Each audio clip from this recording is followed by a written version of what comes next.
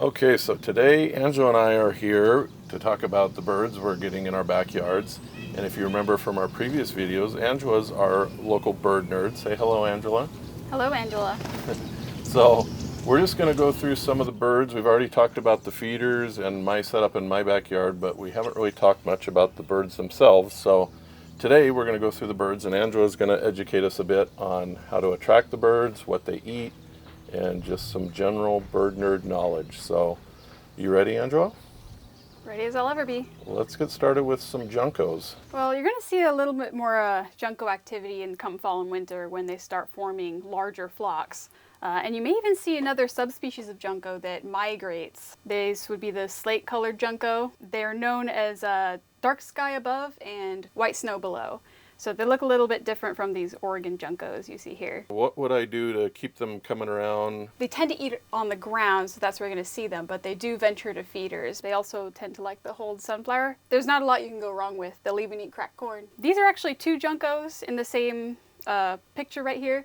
One of them is a juvenile, and the other is an adult female. Here's another example of ground feeders. So would they eat roughly the same thing, you think? Roughly the same thing. They're both millet fiends. This is a band-tailed pigeon right here. Yeah, and like doves and other pigeons, they're all going to be kind of the same, enjoy the same types of food.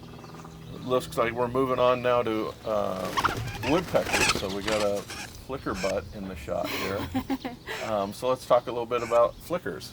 Well, that's where it gets its namesake, the northern flicker, which is when it shows its white rump patch as it's in flight, and also its brilliant colored wings. Flickers are really cool. Actually, many people don't seem to recognize them as woodpeckers, but I can see why. For one, they have very unique markings, and for two, they have odd woodpecker habits, such as eating ants and beetles on the ground. They will go on the trunks of trees and eat insects from there. Obviously, they like suet. What else do they like? Oh yeah, they love suet, but they'll go for peanuts for sure. Oh, and this one's kind of funny too. Like, I think this one's a juvenile. Am I right in assuming that? He seems to have trouble knowing how this feeder works. I think it's a safe bet that that's a juvenile. Looks like his mustache hasn't quite come in yet. No. Next, we've got downy and hairy woodpeckers. Now, this one I think you told me is a hairy. That's definitely hairy. And how do I tell them apart? Because I always get confused. The hairies are larger than the downies by about 3 inches, and their bills are also a very good clue. The hairies, you'll notice, we don't have a downy to compare it to, but it's very long, kind of like a dagger shape versus a thorn, like a tiny thorn that the downies have. They're a lot more condensed. What foods do they go for? How would I attract hairy and downy woodpeckers? Like the flickers, they definitely love the suet. That would be my first choice, but they also tend to like the peanuts. They'll go for the sunflower, both in and out of the shell. And they like insects. They'll even go for fruit, just like the flickers. All right, so now it looks like we're moving on to pileated. These guys, well, like a lot of woodpeckers, they like to hang out near forests, but tell us a little about the pileated, or pileated. Pileated, tomato, same Yep. thing. This one's got I guess you could call it a black mustache. That's that one stripe that's going up straight from their beak. The males will have a red mustache stripe, and then the females will have a black one, like this one. Yeah, this is a good shot of him using that tail prop. See how his tail is actually helping him balance on that. Yeah, right there. As far as food, looks like suet again. Oh yeah, love suet. Peanuts. So it sounds like it's a theme with the different woodpeckers. Your best bet is start with suet, Always suet. and then you can try some peanuts and get creative with your suet. You could do bark butter, you could do some suet plugs, stuff like that. And this one's having a bad hair day. Someday we're going to do a video on bad hair days, but not sure what's going on here, but it was funny, so I videotaped it. I think this one just graduated. He's got like his little tassel on. That's nice. Okay, so we're back at the main feeders here, and let's see what's next. Ooh. Oh, looks like a nuthatch. So obviously likes the peanuts. What else can you tell us about nuthatches? They have similar tastes to woodpeckers. They are ravenous for suet. They will also go for the sunflowers and mealworms. And one thing you'll notice about this bird is it is hanging upside down off of the peanut feeder. These birds are the only ones, not just the red-breasted, but nuthatches in general, that can go down a tree rather than just up it like the brown creeper and the woodpecker. I always like them too when they're in the backyard as a couple. You'll hear a pair and they're constantly talking to each other. One will say something, one will answer right back. They're just hilarious and adorable. All right, looks like up next we've got a rufous-sided towhee. Well, actually, they used to be called that, but ever since 1995, they've been called officially the spotted towhee. They tend to be a little bit shy. You'll notice that they are often spotted in the dense shrubbery, and they employ a technique that is affectionately known as the double scratch. And so what do they like to eat? How would we attract those? You can attract them with foods such as whole sunflower seeds, millet. So similar to other ground feeders, it sounds like. Yeah. Okay, and looks like next up we've got grosbeaks. Well, these are the black-headed grosbeaks, and look at that male. He is so much more different than the female. Almost looks like an oriole. In fact, I think people confuse them a lot, right? Yeah, that tends to happen.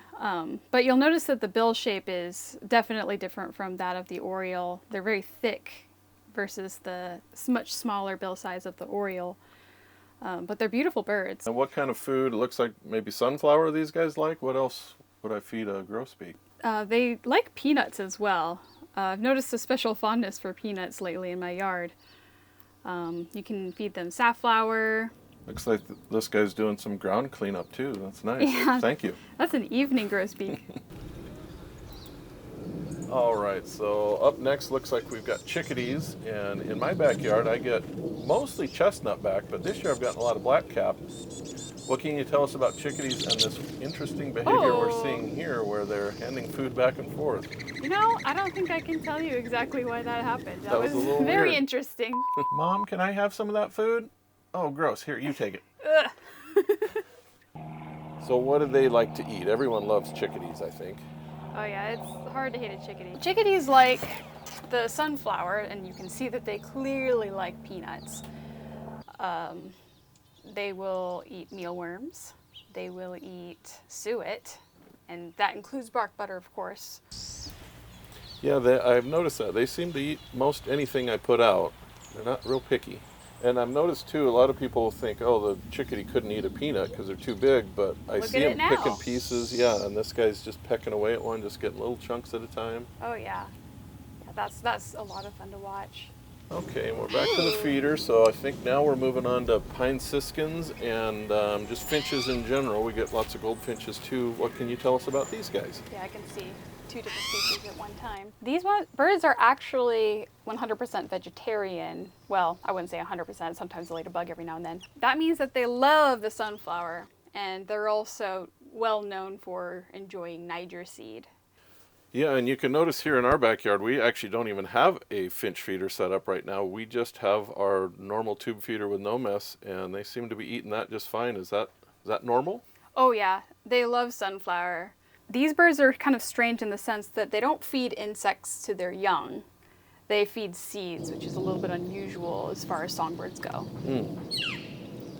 Okay, so it's time to wrap this thing up, but we just wanted to show you different birds we get in the backyard. This is by no means all the birds that come to our backyard, but the more common ones.